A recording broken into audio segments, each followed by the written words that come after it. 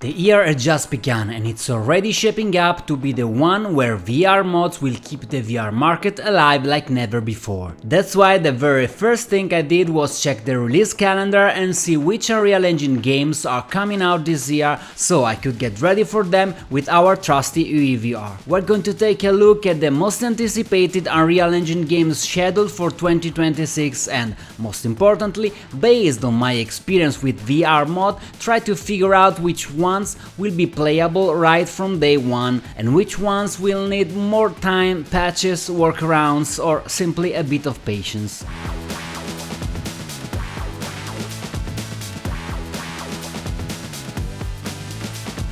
Let's start with Reanimal coming out in February. The game already looks perfect for virtual reality. Not only does it continue the Little Nightmare style, which works extremely well in VR, but the demo available on Steam has already shown that the game runs very well. The only thing we are hoping for is some graphic optimization, because it required a lot of power to reach a good frame rate.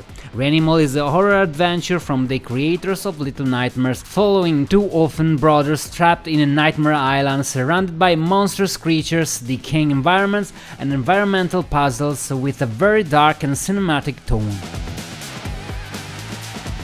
Next up is Super Meat Boy 3D. Super Meat Boy 3D takes the hardcore platform formula of Super Meat Boy and brings it into 3 dimensions. Short but extremely punishing levels full of traps and obstacles where precision is everything and you die in a second, only to restart immediately. There is no exact release date yet, but the available demo already shows a lot of potential. I honestly see this as a strong candidate for the best UEVR platformer of the year.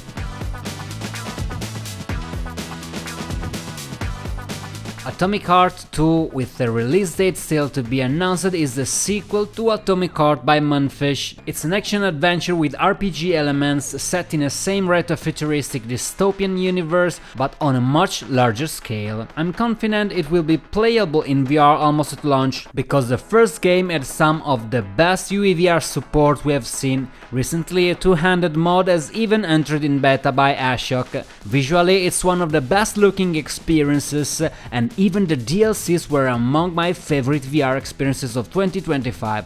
I really can't wait to play it. Tomb Raider Legacy of Atlantis already got me excited from the very first trailer, especially knowing it's built on Unreal Engine 5. Legacy of Atlantis aims to reinterpret the spirit of the original Lara Croft adventures, modernizing presentation and design while keeping the classic atmosphere of exploration, ruins and mystery that defines the series. There is no confirmed release date yet, but we strongly believe it will come out in 2026, and given how iconic the character is, community support is basically guaranteed. Just as a reminder, the classic Tomb Raider is already playable in VR thanks to the Team Beef mod, and it's a great way to get an idea of what Legacy of Atlantis could feel like in VR.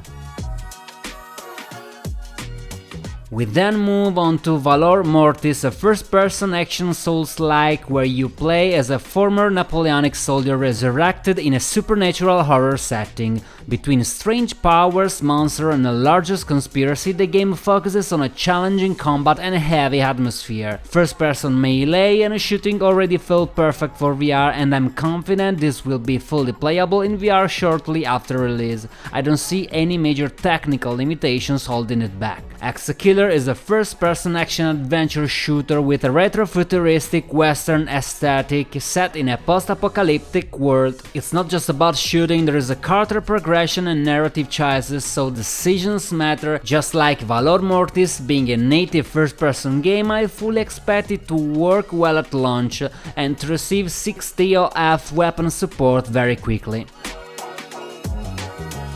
Halo Campaign Evolved is a remake focused on the campaign of the original Halo Combat Evolved. The idea is to modernize the legendary story of the first game with updated controls and revised or expanded content while keeping the identity of Halo intact. Unfortunately, I have to be honest here, almost everything coming from Microsoft first-party studios doesn't work with UEVR. We have seen this with Forza and Gears of War. Heavy engine customization seems to prevent UEVR from working properly, and I also think that the new Fable will have this kind of issue.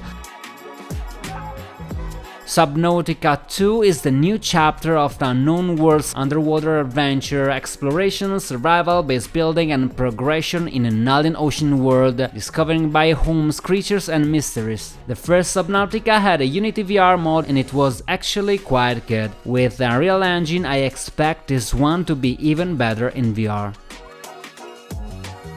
Ill is a realistic first-person survival horror with an oppressive atmosphere, constant tension and very raw graphic imagery. The goal is clearly to push even genuine veterans out of their comfort zone. This is probably the most anticipated UEVR title overall. We still don't know the release date, but hopefully it won't be too far away. Star Wars Galactic Racer is a racing game set in a Star Wars universe with a runs-based structure and progression system. It takes place in a clandestine racing circuit in the Outer Rim during the period after the fall of the Empire. If you know UEVR, you know that driving games are usually the easiest to inject. I'm confident this will be one of the best UEVR racing games of 2026, even though we don't yet have an exact release date. High on Life 2 is the sequel to Squanch Games' comedy shooter. It keeps the FPF structure, absurd humor, talking weapons and high mobility. The first High on Life works extremely well in UEVR, looks solid, and having your weapon talk directly to you in VR really adds something special. The mod will almost certainly include 60 OF weapon control very close to launch, if not day one. I've already played it flat and I really can't wait to experience it in VR. It's coming out on February 13, so by the time you see this video maybe it will already be out. Phantom Blade Zero is an action RPG blending wuxia and kung fu influences with a dark, stylish tone. You play as Soul, a warrior with very little time left to live, in a story full of assassins and conspiracies. Had a chance to play it at Gamescom and it felt fun and accessible. With UEVR and third person I expect it to be playable from day one. It's scheduled for September 2026. Ace Combat 8 is the new entry in the arcade sim dogfight series by Project Ace's cockpit gameplay, spectacular aerial combat, and a familiar mix of military drama and adrenaline. This one hurts a bit because Ace Combat previously had VR support on PSVR 1 and the compatibility hasn't been carried over. The good news is that Ace Combat 7 works extremely well with UEVR and the community has massively improved the mod to the point where it almost feels like a native VR game. The experience is incredible and I think Ace Combat 8 will be the same.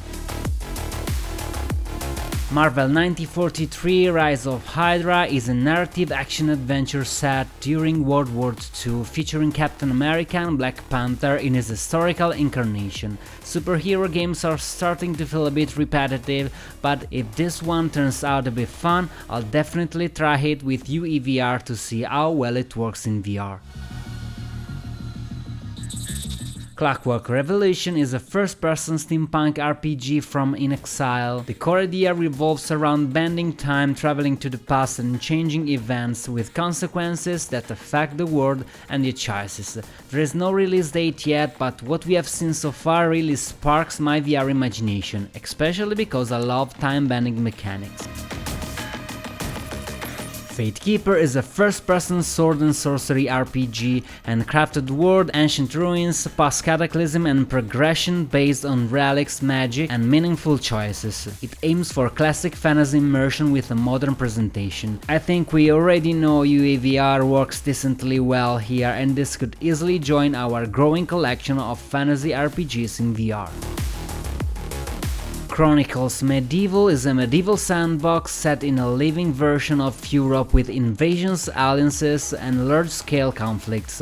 You create your character and climb your way through war, politics and massive battles. I'm not sure I personally want to invest a lot of time in it, but technically it could be interesting to try in VR for a few hours.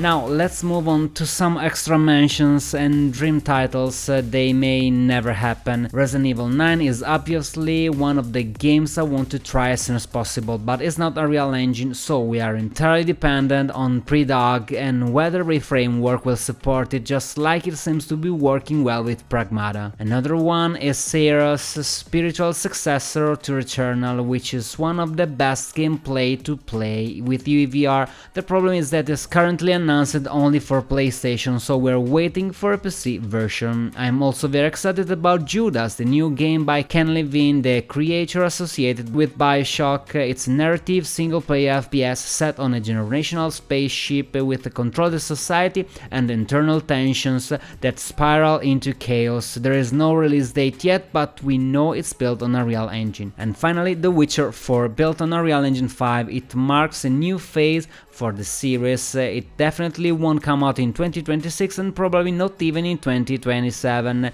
but since it represents one of the highest benchmarks for what a real engine can do, I wanted to mention. There will be also Forza Horizon 6, Fable and Beast of Reincarnation, but we don't know if they will work or not.